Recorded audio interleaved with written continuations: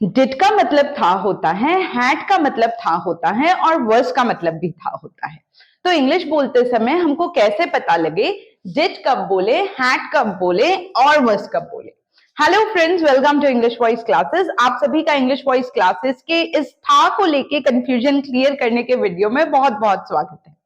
अगर आप मेरे चैनल के पुराने सब्सक्राइबर हैं तो आपको पता होगा मैंने डिड और हैड का डिफरेंस अच्छे से समझाया था, लेकिन तो भी बहुत सब्सक्राइबर्स की कंप्लेन थी कि मैम ये डिड, वर्स और हैड अगर आप तीनों को एक साथ समझाएंगी तो क्लैरिटी और आ जाएगी कि हमको पता है कि इस सिचुएशन में डिड बोलना है, इस सिचुएशन में हैड और इस सिचुएशन में वर्स।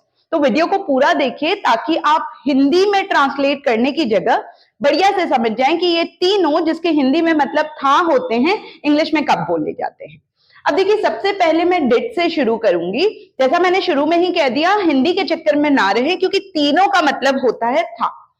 तो सबसे पहले हम डिड को करते हैं। अब देखिए, डिड सिर्फ नेगेटिव और क्या वाले क्वेश्चंस यानी कि डब्ल्यू वर्ड या इंटेरोगेटिव में काम आता है। अगर आप इसके जवाब देंगे इस सिचुएशन के तो डिड भैया काम नहीं आएंगे। सबसे पहले मैं बोल दूं, डिड सिर्फ और सिर्फ एक्टिव सेंटेंसेस यानी कि सिंपल पास्ट के एक्टिव का हेल्पिंग वर्ब है। तो ये बेचारा सबसे ज्यादा सिंपल है और बहुत ज्यादा यूज होता है, पर लोग कंफ्यूज हो जाते हैं डिड और वर्स के चक्कर में क्योंकि दोनों में ही था आते हैं। तो मैं आपको बता दूं, डिड आप सिर्फ तब बोलेंगे जब किसी सेंटेंस में आप कर्ता यानी कि जिस आदमी ने वो क्रिया की है उसके बारे में पूछ रहे हैं कि भाई देखो क्या तुमने ये किया।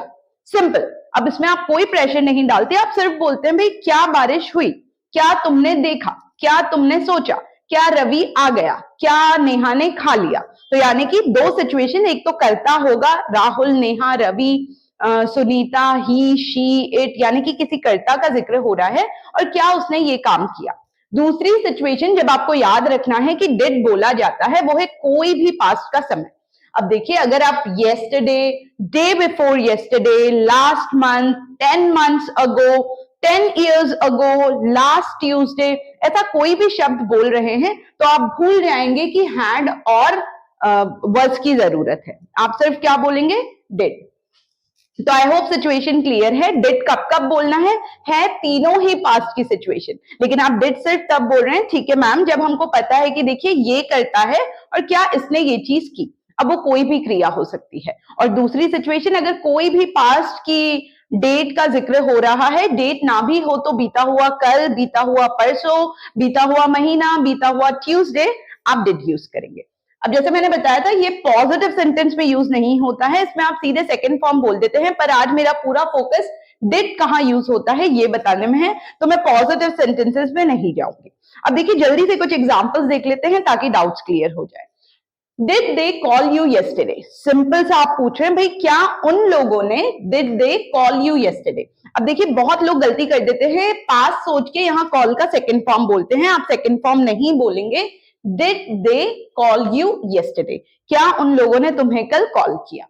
Did he buy a new car last month, अब मैंने कहा था लास्ट मंथ, येस्टरडे, ऐसे वर्ड सिंपल पास जिनका हेल्पिंग वर्ब डिड हो बहुत बोला जाता है। तो आप सिर्फ पूछ रहे हैं भाई क्या उसने पिछले महीने नई कार खरीदी। डिड लगते ही वर्ब का फर्स्ट फॉर्म, इस चीज को ध्यान रखिएगा। बहुत लोग did you knew, did you went बोल देते हैं, वो गलत इंग्लिश है। तो did he buy a new car last month, क्या पिछले महीने उसने नई कार खरीदी। अगर आप हिंदी सुनेंगे तो ये सिर्फ नॉर्मल होता है, कोई चीज हुई, पर हिंदी के चक्कर में मत रहिए। एक तो जब आपको पता है कि कर्ता कौन है और आप उसके लिए पूछ रहे हैं क्या ये चीज हुई, और दूसरी सिचुएशन जब आप पुरानी कोई भी टाइम का जिक्र कर रहे हैं। Did she ask you to do this, अब आप सिंपली पूछ रहे हैं भाई क्या उसने तुमको ये करने को कहा। आप और कुछ नहीं जानना चाह रहे हैं क्या मेरे आने से पहले ये हुआ, क्या ये चीज हुई, नहीं, आप सिर्फ पूछ रहे हैं क्या भाई उसने तुमको ये करने को कहा, यानी कि ये डिड से स्टार्ट होगा क्योंकि हमारा कर्ता कौन है, उसने। तो डिड शी आस्क यू, देखिए फिर मैं वर्ब का फर्स्ट फॉर्म बोल रही हूं, did she ask you to do this, क्या उसने तुम्हें ये करने को कहा। एक और एग्जांपल लेते हैं, did it rain last night. अब देखिए, मैंने कहा था मैं पिछले रात की बात करूंगी तो मेरा दिमाग सीधे डिड पे जाएगा। Did it rain last night, it किसके लिए, बारिश के लिए, और रेन क्रिया का फर्स्ट फॉर्म। याद रखिएगा, डिड रेन कम नहीं बोलना है। बारिश के लिए आप सब्जेक्ट ही शी तो बोलेंगे नहीं, एक चीज है बारिश, तो डिड, डिड के बाद सब्जेक्ट यानी कि इट, वर्ब का first form did it rain last night, क्या पिछली रात बारिश हुई। हुई थी, हो रही थी, आप कुछ नहीं बोल रहे, क्या भाई पिछली रात बारिश हुई। और लास्ट एक और example, didn't you clean your room yourself, क्या तुमने अपना रूम खुद साफ नहीं किया। अब करता ही कौन है, तुम।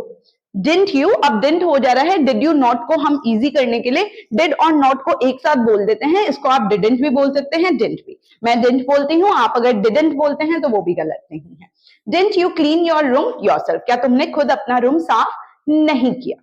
तो आई होप अब आपका डिड को लेके फंडा बिल्कुल क्लियर है। डिड सिर्फ एक्टिव के सिंपल पास्ट, यानी कि क्या तुमने ये किया, क्या उसने ये किया, क्या बारिश हुई, क्या तुमने मोबाइल खरीद लिया, क्या नेहा सो गई, क्या राहुल ने पढ़ाई कर ली, इस काम आता है। और अगर कोई पुराना टाइम आए, मेंशन हो, तो उस जगह तो बिल्कुल ही आएगा। क्लियर। देखिए मैं बार बार आपको बता रही हूँ ये चीज, क्योंकि जब तक आप यहाँ पहुंचे ताकि ये चीज बिल्कुल क्लियर है, इसलिए मैं रिपीट करती रहूंगी जो भी सिचुएशन है। ठीक है मैम, डिड बिल्कुल क्लियर हो गया है। अब सबसे ज्यादा कंफ्यूज करता है हमको हैड। अब देखिए हैड अकेले में कभी नहीं बोला जाता, ये पास्ट परफेक्ट है। जैसे हम यहाँ वर्ब का फर्स्ट फॉर्म बोल रहे थे डिड के साथ, हैड के साथ हम हमेशा वर्ब का थर्ड फॉर्म बोलेंगे। अब ये हैड अकेले क्वेश्चंस में बहुत रेयरली पूछा जाता है। Had you gone, had he woken up, कम बोलेंगे। हम हैड का क्वेश्चंस या हैड तब यूज करते हैं जब हम दो सिचुएशन पास्ट में जो बैक टू बैक हुई उसका जिक्र करते हैं। जैसे देखिए, had they called you before leaving. अब देखिए बिफोर लीविंग यानी कि निकलने से पहले क्या उन्होंने कॉल किया था। अब मैं सिर्फ ये नहीं पूछ रही क्या वो निकल गए, अगर क्या वो निकल गए होता तो डिड दे लीव, पर मैं आपसे पूछ रही हूँ had they called you before leaving, निकलने से पहले क्या उन्होंने कॉल किया था। तो जो घटना पहले हुई थी आप उसको हैड से शुरू कर देते हैं। आप क्या जानना चाह रहे हैं, had they called you before leaving, क्या निकलने से पहले उन्होंने कॉल किया था, क्या वो निकल गए, सिंपल पास्ट। अब देखिए ऐसे ही एक और एग्जांपल देखिए, had you woken up before the alarm रंग। अब देखिए आप पूछ रहे हैं क्या अलार्म बजने से पहले तुम उठ चुके थे या उठ गए थे। इसीलिए बहुत टीचर्स डिफरेंस ऐसे बता देते हैं कि जब था बोलना हो, जिताना हो, तो पास्ट परफेक्ट। पर मैं नहीं चाहूंगी आप हिंदी टू इंग्लिश ट्रांसलेट करें, आप तो ये समझ लें कि बैक टू बैक जब दो घटनाएं घटी और आप पहले जो घटना घटी वो पूछ रहे हैं तो आप पास्ट परफेक्ट से शुरू करेंगे, यानी कि हैड से शुरू करेंगे। क्या तुमने जर्नी स्टार्ट करने से पहले ब्रेकफास्ट कर लिया था, तो आप दो घटनाएं पूछ रहे हैं, जर्नी शुरू करने से पहले ब्रेकफास्ट कर लिया था, तो ऐसे सिचुएशन में हम हैड यूज करेंगे। Had you taken your breakfast before starting your journey? Did you take your breakfast before leaving? नहीं बोलेंगे हम। देखिए एक और सिचुएशन देखिए तो और क्लियर हो जाएगा। Had the weather been checked before planning the trip? अब यहाँ been देख के डरना नहीं है, been के बाद भी हम थर्ड फॉर्म ही बोल रहे हैं, ये पैसिव है। एक्टिव पैसिव का फंडा आई होप मेरे सब्सक्राइबर को बिल्कुल क्लियर है, क्योंकि हर टॉपिक में मैं कहीं ना कहीं एक्टिव और पैसिव का डिफरेंस क्लियर कर देती हूँ। फिर भी अगर आप मेरे नए सब्सक्राइबर है तो सिंपल सा फंडा है, एक्टिव होता है जहां जो क्रिया कर रहा है उसका जिक्र हो, और पैसिव होता है जहां जिस क्रिया का जिक्र हो रहा है लेकिन हम ये नहीं बताते कि कौन कर रहा है। तो देखिए had the weather been check, अब आप नहीं बोल रहे क्या नेहा ने मौसम चेक कर लिया था, क्या तुमने चेक कर लिया था, पर सिचुएशन वही है, बैक टू बैक दो घटनाएं। तो आप क्या कर दे रहे हैं, had the weather been check before planning the trip, क्या ट्रिप प्लान करने से पहले मौसम को चेक किया गया था।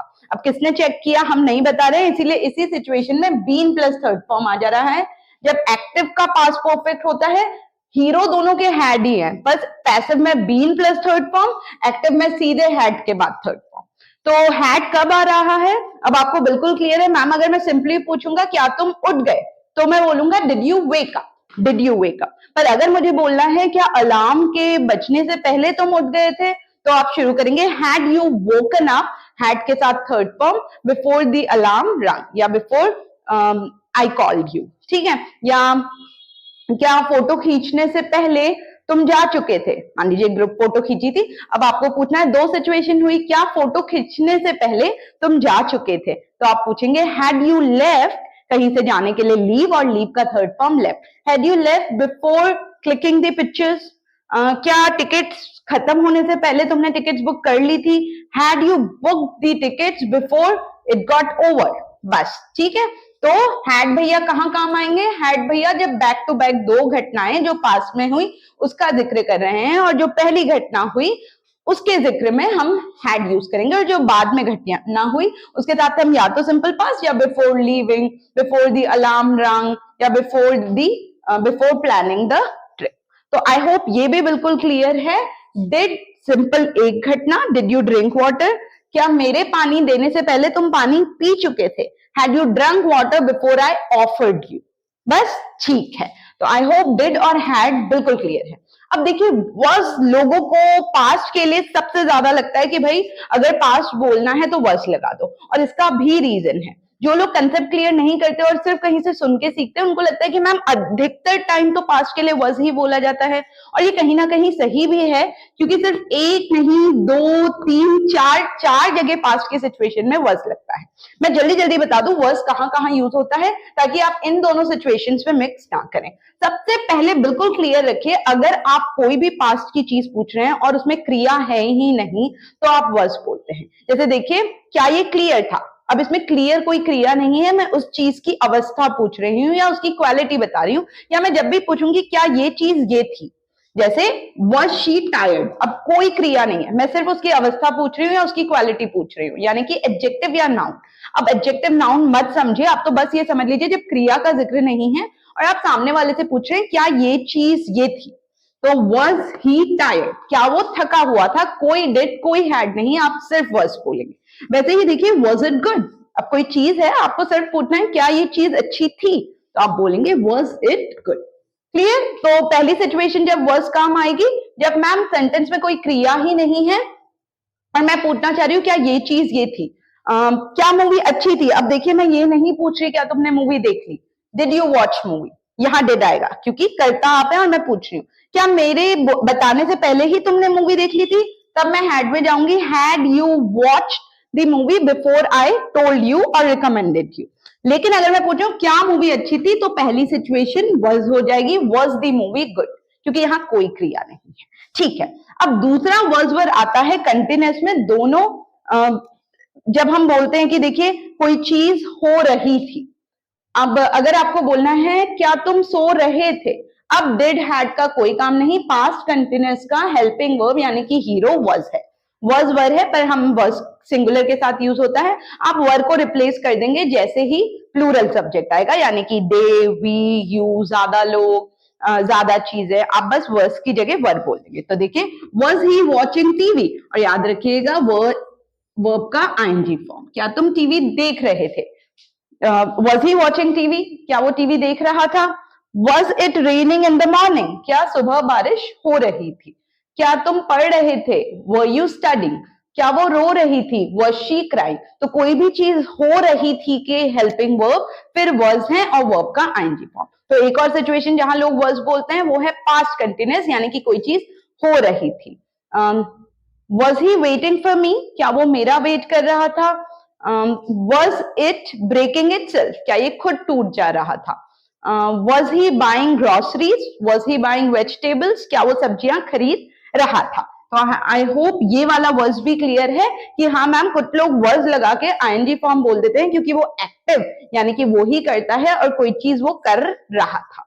ठीक है, अब देखिए पैसिव यानी कि जब करता नहीं है तो पैसिव में हमेशा was हीरो होगा, was या were वो मैं आपको बता दे रही हूँ सिंगुलर या प्लूरल के हिसाब से।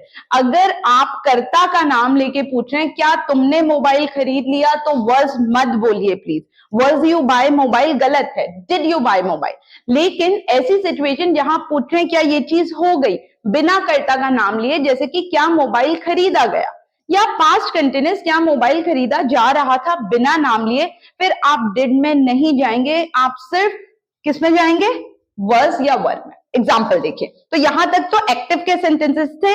अब देखिए ये was the letter sent, अब ये इसमें मैं नाम नहीं बता रही कि किसने लेटर भेजा, मैं सिर्फ आपसे पूछ रही हूँ क्या लेटर भेजा गया, तो यहां मैं फिर डिड की जगह बोलूंगी was the letter, मेरी किस चीज की बात कर रही हूं मैं, लेटर की, was the letter, और पैसिव है तो हमेशा वर्ब का third form, was the letter sent।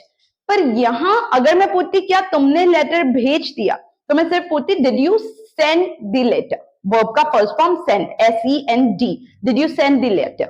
देखिए was the mistake corrected, अब मैं दोबारा आपको नाम बता ही नहीं रही हूं कि भाई क्या गलती ठीक की गई, तो was the mistake corrected? Verb का थर्ड फॉर्म करेक्ट का थर्ड फॉर्म करेक्टेड। पर क्या तुमने गलती ठीक की, क्या नेहा ने गलती ठीक की, क्या राहुल ने गलती ठीक की, क्या उन लोगों ने गलती ठीक की? अब करता आ गया तो मैं was नहीं बोलूंगी, मैं बोलूंगी did they correct their mistake। पर यहां क्योंकि मैं सिर्फ जानना चाह रही हूं क्या मिस्टेक करेक्ट कर दी गई, तो मैं बोलूंगी was the mistake corrected। अब सेम चीज यहां जब हम कंटिन्यूस में was he watching TV कह रहे थे, अब मान लीजिए आपको पास्ट कंटिन्यूस बनाना है पर फिर कर्ता का नाम नहीं लेना, जैसे was the book being read, याद रखिए पैसिव यानी कि वर्ब का थर्ड फॉर्म, क्या किताब पढ़ी जा रही थी, तब मैं बोलूंगी was the book being और वर्ब का थर्ड फॉर्म। या was the car being driven, क्या कार चलाई जा रही थी, तुम कार चला रहे थे अगर मैं बोलती तो ये एक्टिव हो जाता, were you driving the car, क्या वो कार चला रहा था, was he driving, तो भी was आएगा कंटिन्यूस में दोनों में। लेकिन डिफरेंस क्या है, यहां हम क्या कर देंगे, हम being लगा के वर्ब का थर्ड फॉर्म बोलेंगे। जैसे क्या तुम पढ़ा रही थी, वर यू टीचिंग, क्या मैम पढ़ा रही थी, was मैम टीचिंग, क्या इंग्लिश पढ़ाई जा रही थी। अब देखिए करता नहीं है, हीरो मेरा was ही रहेगा, बस मैं being लगा के क्या बोल दूंगी, third form, was English being taught। पर अगर आप पूछेंगे क्या मैम ने पढ़ा दिया, फिर पैसिव वैसिव कुछ नहीं, फिर मैं सीधे पूछूंगी डिड मैम टीच, क्या तुम चले गए, डिड यू गो, क्या तुमको भेजा गया, तो आप बोलेंगे वर यू सेंट, या क्या राहुल को भेजा गया। अब ये देखिए पैसिव है तो मैं डिड राहुल सेंड नहीं करूंगी, मैं कहूंगी was राहुल सेंट, वर्ब का थर्ड फॉर्म। क्या बारिश हुई, डिड इट रेन, क्या तुम्हें बारिश में भिगो दिया गया, या क्या कपड़े बारिश में सुखाए गए, तो मैं ये एक्टिव नहीं पैसिव है, क्योंकि किसने सुखाए मैं बोली नहीं रही, तो मैं डिड नहीं बोलूंगी, मैं कहूंगी वर, या एक ही कपड़ा है तो was the cloth dried in rain।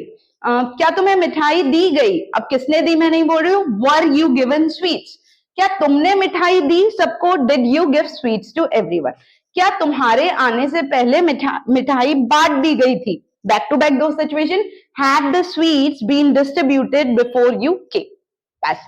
तो ये था पूरा did, had और was का फंडा। अगर आप इस वीडियो को पूरा देखते हैं तो आई होप अगली बार जब भी आप सुनेंगे आपको पता लग जाएगा कि वही सिंपल पास्ट में कभी डिड क्यों बोला जा रहा है, क्योंकि करता है, और वही सिंपल पास्ट में was क्यों बोला जा रहा है, was the letter sent, क्योंकि ये पैसिव है जब आप करता नहीं बता रहे। ये थोड़ा सा कॉम्प्लेक्स होता है पर ये ही ओवरऑल पूरा ग्रामर है अगर आप डिड, हैड और was को समझना चाहते हैं। हिंदी के चक्कर में मत रहिए क्योंकि तीनों में बहुत बार था सुनाई देगा। क्या तुमने कल लेटर भेज दिया था, डिड, क्या लेटर भेज दिया गया था, was, क्या तुम्हारे आने से पहले लेटर भेज दिया गया था, तो था वा के चक्कर में ना रहें, इस कंसेप्ट को क्लियर करें। आई होप इस वीडियो से अब आपका सारा डाउट क्लियर हो गया होगा। अगर आपको कोई भी और डाउट हो तो प्लीज कमेंट सेक्शन में पूछिएगा। आई होप आपको ये वीडियो पसंद आया हो। अगर आप मेरे नए सब्सक्राइबर हैं और मुझे कहीं से देख रहे हैं, इंडिया के बाहर, इंडिया से, इंडिया में किसी भी कोने से, प्लीज मुझे बताइएगा कि आप मुझे कहाँ से देख रहे हैं और बताइएगा जरूर कि आपको वीडियो कैसा लगा। थैंक यू सो मच मेरे पुराने सब्सक्राइबर के लिए, हमेशा इतना प्यार और सपोर्ट के लिए। ऐसे ही और इंटरेस्टिंग वीडियो जो स्पोकन इंग्लिश में आपको डाउट दिलाते हैं पर उनके कंसेप्ट क्लियर करने बड़े मुश्किल होते हैं, उसको मैं इजी लैंग्वेज में कन्वर्ट करके आप तक लाने की पूरी कोशिश करूंगी। ये था आज का वीडियो। पुराने वीडियोस देखिएगा, प्रैक्टिस करते रहिएगा। हम मिलेंगे अगले हफ्ते ऐसे ही इंटरेस्टिंग वीडियो के साथ। तब तक के लिए बाय बाय।